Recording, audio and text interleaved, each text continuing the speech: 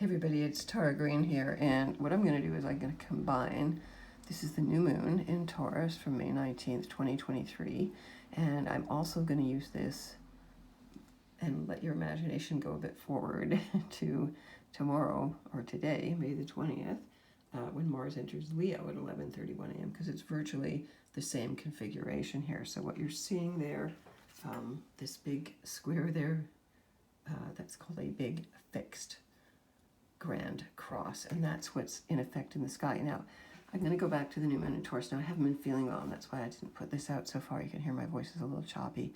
The new moon connected to the sun right there at 28 degrees of Taurus, virtually the 29th degree, called the anorectic degree, is the most critical degree for any planet to be at that last degree, and that is conjunct the most feared star in the sky called Algol there, or Medusa's head. Now, this is a much maligned star. It was very feared, and of course, the Greek mythology is very patriarchal. So Medusa was actually a beautiful Amazon warrioress, and she was made into a demon, and all the powerful women are demonized, like Lilith and Mary Magdalene, because they're super powerful. So we want to change the way Medusa is looked at. Now, of course, this is a plethora of Taurus energy there. You can see the North Node here at 3 degrees of Taurus, Mercury at 6 degrees of Taurus for this chart, which is set to Washington, D.C. at 11:53 a.m., May 19th. The midheaven is 10 degrees Taurus, Uranus is at 19, and the sun and the moon are at 28 degrees. So this is a very critical, very powerful, very earthy, and also this is an incredibly rare, once in 2,600 years only occurrence. Now, you heard that right, because all the planets, and I'm going to name them off here, the sun and the moon, and Mercury, and Venus in Cancer, and Mars at the 29th degree of Cancer, also the most critical there on this new moon. It's still in effect right now, the 29th degree, Mars at the 29th degree of Cancer is like the ultimate Cancerian, kind of the warrior that defends the mother. Okay, so that's in a water sign. Saturn is in Pisces, Neptune is in Pisces, South Node is in Scorpio. Okay, that's basically, I'm not going to include the asteroids at this point. All of those planets, that's Sun, Moon, Mercury, Venus, Mars, Jupiter, Saturn, Uranus, Neptune. Okay, so we count them all again. Sun, the Moon, Mercury, Venus, Mars, Jupiter, Saturn, Uranus, Neptune. Okay, let's just call it R9. Out of the 10 planets, Pluto is the only one that's not in a earth or water sign. And I did the research, and that hasn't happened since 500 BC up to 2100 AD. So extremely rare to have all the planets in traditionally what's called feminine, receptive, yin, water, and earth signs. And so as above, so below. It's critical. You can see there's the sun and moon at the critical degrees, plus Mars in Cancer, the most feminine, the sign of the womb. Venus is actually sitting at 12 degrees of Cancer, conjunct Sirius, the most beautiful star in the sky. This is the goddess Isis, really embodied here right now. Isis, the great Egyptian goddess worshipped as the great mother of all. And there's Mars at the critical degree of Cancer. So we really need to be alert about what's going on in literally the environment. The sun and the moon in Taurus are sextile. Mars in Cancer, that's an easy positive aspect. What's going on with the water? What's going on with the environment? If you pay attention to what's going on, you know that food supplies are being shut down. Fertilizer is being shut down. You know, Taurus is bulls, cows, manure, milk, food, resources, things that we need every day, our tools, our resources, literally hands-on, very necessary things. And in Cancer, it's also water, so, and home, and nurturing, and also Cancer rules the stomach, so it's food. Taurus rules the 5th chakra, so we need to speak out and use our voices. The 5th chakra is connected to the root chakra, which is traditionally ruled by Saturn, actually, in astrology and in yoga, and there's Saturn in Pisces as well. So Saturn in Pisces brings down our reality. Saturn always rules reality in the sign of the most unreal, the most imaginative, the most creative sign. And so there's Saturn in Pisces helping us to trust our intuition. This is really a big, huge, very, very rare, like a million alarm bell going, trust your intuition. Defend the divine feminine. She is being totally threatened, okay? And then, of course, Pluto is retrograde at 0 degrees of Aquarius. And then Mars actually moves into Leo on the 20th, like literally 24 hours later, basically. Mars moves into Leo, so there's going to be this very powerful then Mars-Pluto opposition at 0 degrees. Now, when planets are at 0 degrees, it's also considered critical. So the first degree, the last degree, the alpha, the omega, very powerful. So it really is about initiating, like Mars and Pluto rule Scorpio. Okay, so it's initiating a new scorpionic kind of energy. And any fixed cross here, fixed signs, Taurus, Leo, Scorpio, Aquarius, fixed means they're the holders, they don't budge. Okay, Taurus is known for being very stubborn, but all of the fixed signs are. I know you don't think of Aquarius as a fixed sign, but it is. When it gets into its opinions about what freedom is or about what equal rights are, they don't want to back down. And you need to be, balanced, right? Okay, so this can be dangerous for people in power, especially people who've been newly crowned, like King Charles. I know he has planets at early Scorpio, so I know that when he was crowned, this was all aligned with his son, and his mother was also a Taurus, so they have opposite signs. But anyway, it's all connected to the royalty as well. And there's a danger of war. This is a big, big war signature, and it is brewing in the background between China, Russia, Taiwan, all of that stuff, right? So very tense. So if you have any planets at the last degree, because we're looking at the new moon here, always a new beginning, new intention, any planets at the very last degrees of earth and water signs, because they will all be affected, or anything at,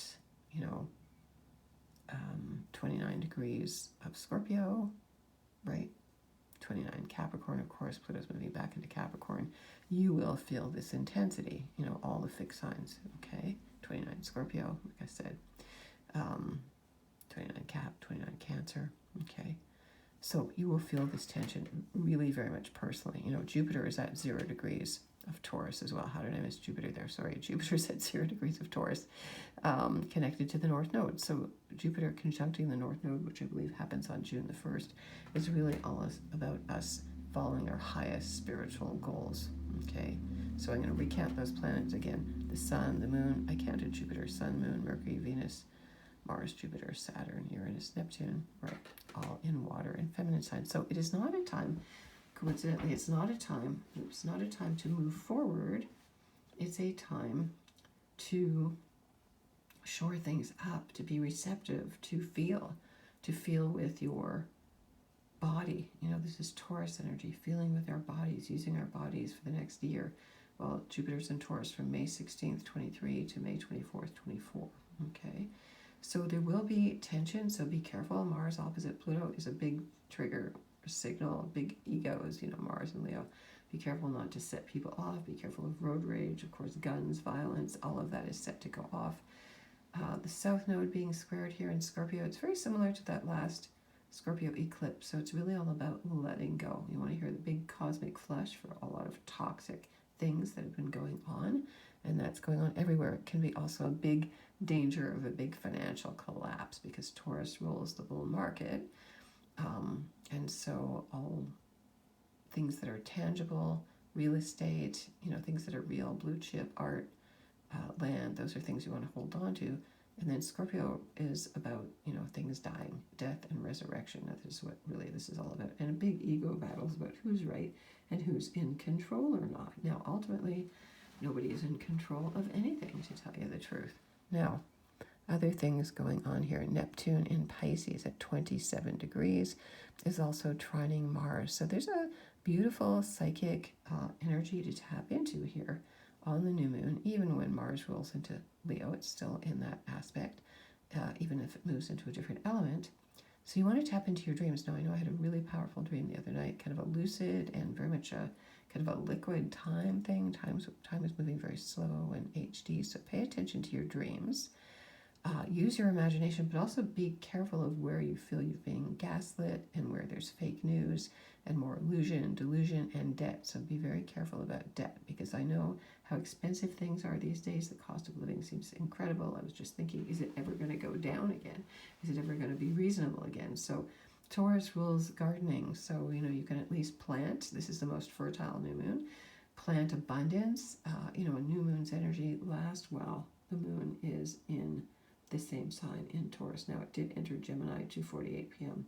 yesterday, but the effects of a new moon, technically, it's a visual thing, and you want to wait till you see that first crescent. So I'd say you have until early Sunday, which is actually when the sun enters Gemini and we switch into a new sign. So Lilith there at 14 degrees of Leo, she is squaring Vesta, the root word of investment, sitting right at the top of the chart there, and also Uranus. So again, this can mean that people can be casting blame and projection onto other people as scapegoats. Also, the scapegoating thing is very strong with Saturn and Pisces. I've been noticing that coming up. Saturn is sextiling Mercury, so you might find people bringing up old resentments about things and blame that they haven't owned or processed yet. Athena, the goddess of wisdom, she's in Leo, also squaring Mercury. So tap into the deep knowledge, like Leo rules the heart. The heart really knows everything, so just tap into what the heart knows. You can never go wrong. Ceres, the great mother, is opposite Neptune and Pisces again. Ceres in Virgo.